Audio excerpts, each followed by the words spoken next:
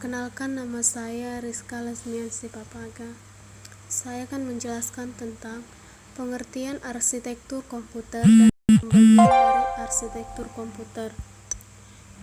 Yang dimaksud dengan arsitektur komputer adalah konsep perencanaan atau struktur pengoperasian dasar dari suatu sistem komputer, di mana ilmu yang mengenai cara keterhubungan komponen-komponen perangkat keras untuk dapat menciptakan sebuah komputer.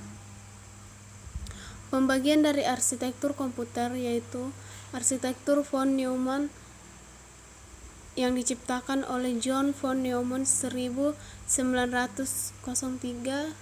sampai 1957.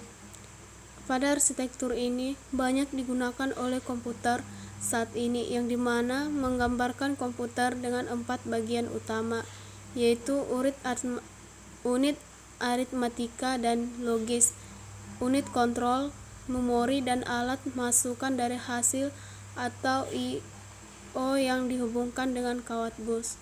Yang kedua, arsitektur RISC, yang dimana merupakan bagian dari arsitektur mikroprosesor yang berfungsi untuk negosiasi instruksi dalam komunikasi di antara arsitektur yang lainnya. Yang ketiga, arsitektur CISC, yang merupakan sebuah instruksi yang akan menjalankan beberapa operasi tingkat rendah, seperti pengambilan dari memori, operasi aritmatika, dan penyimpanan ke dalam memori. Yang keempat, arsitektur Harvard,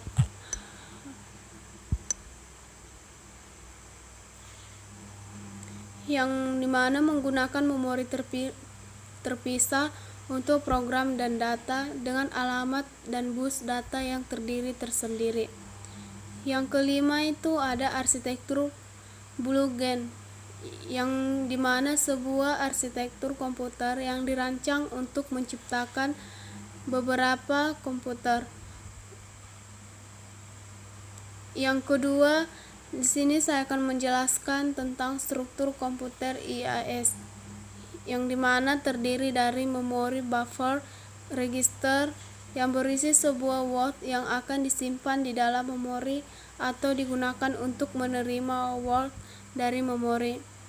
Memori address register, yang dimana untuk menentukan alamat word di memori untuk dituliskan dari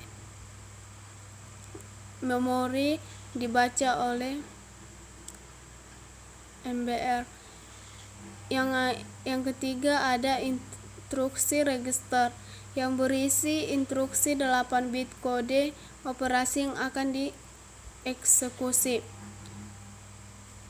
Yang keempat ada program counter, yang berisi alamat pasangan instruksi berikutnya yang akan diambil dari memori. IAS beroperasi secara berulang membentuk siklus instruksi. Komputer IAS memiliki 21 instruksi yang dapat dikelompokkan sebagai berikut. Yang pertama, data transfer, di mana untuk memindahkan data di antara memori dengan register ALU atau antara dua register ALU sendiri. Yang kedua ada aritmetik, yaitu kumpulan operasi yang dibentuk oleh ALU. Yang ketiga ada address modify, yaitu instruksi yang memungkinkan pengubahan alamat saat dikomputasi. Yang ketiga, di sini akan saya jelaskan tentang struktur bus BDP8, yang itu sebuah jalur komunikasi yang dibagi pemakai suatu set kabel tunggal yang digunakan untuk menghubungkan berbagai subsistem.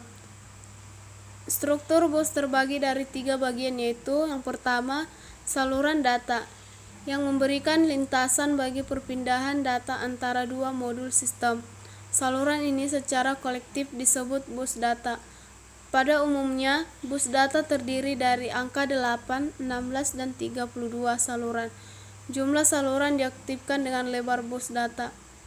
Misalnya, bila bus data lebarnya 8 bit, dan setiap instruksi panjangnya 16 bit, maka CPU harus 2 kali mengakses modul memori dalam setiap siklus instruksinya. Yang kedua, ada saluran alamat. Pada saluran alamat digunakan untuk menandakan sumber atau tujuan data pada bus data. Misalnya, bila CPU akan membaca sebuah word data dari memori, maka CPU akan menaruh alamat word yang dimaksud pada saluran alamat.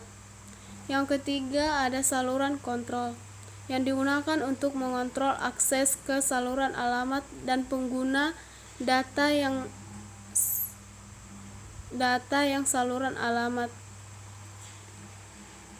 Umumnya saluran kontrol meliputi memori read dan transfer ACK.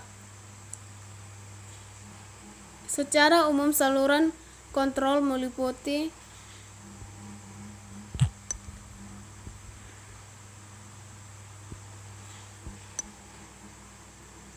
yang keempat, yaitu penjelasan tentang spesifikasi memori dan pin sinyal pada kemasan memori. Pada gambar di bawah ini bisa kita lihat bagaimana proses pin dan kemasan memori. Yang pertama yaitu dalam kemasan, organisasi dianggap sebagai kemasan 1 volt per keping. Yang kedua, kemasan terdiri dari 32 pin yang merupakan salah satu ukuran kemasan keping standar.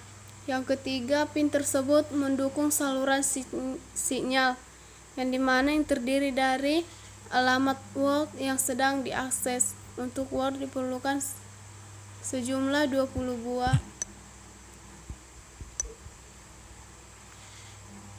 Yang kedua, data yang akan dibaca terdiri dari 8 saluran.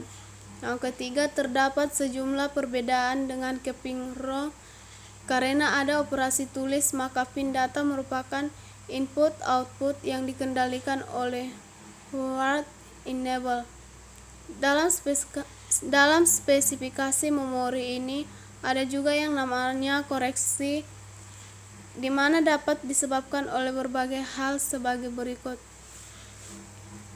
Dalam melaksanakan fungsi penyimpanan, memori semikonduktor dimungkinkan mengalami kesalahan, baik kesalahan berat maupun yang ringan, yang berhubungan dengan data yang disimpan.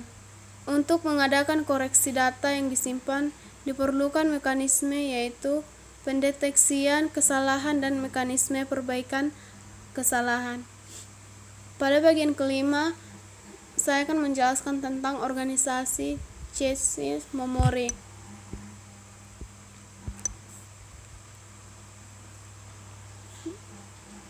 Pada bagian ini dapat kita ketahui memori adalah sebuah berukuran kecil yang sifatnya temporari atau sementara. Walaupun ukuran filenya sangat kecil, namun kecepatan sangat tinggi. Fungsi dan kegunaan dari memori yaitu sebagai tempat penyimpanan sementara untuk data atau instruksi yang diperlukan oleh prosesor.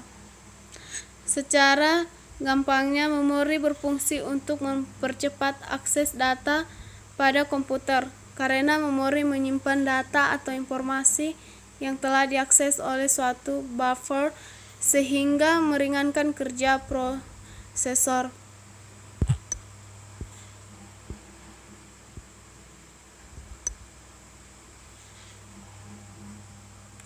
Organisasi memori yaitu dalam mendesain sistem memori, yang pertama kali perlu diperhatikan adalah masalah penempatan suatu blok data atau instruksi dari memori utama ke baris-baris memori. Selama pengaksesan memori pada operasi loading misalnya, memori menggunakan bit-bit tengah alamat sebagai indeks ke larik tagnya, yang dimana muncul untuk mencocokkan dengan 16 bit dari alamat memori yang diakses. Bila tidak cocok, maka isi memori diganti dengan blok yang diperlukan, yang diambil dari memori utama. Demikianlah penjelasan saya tentang arsitektur komputer dan organisasi komputer.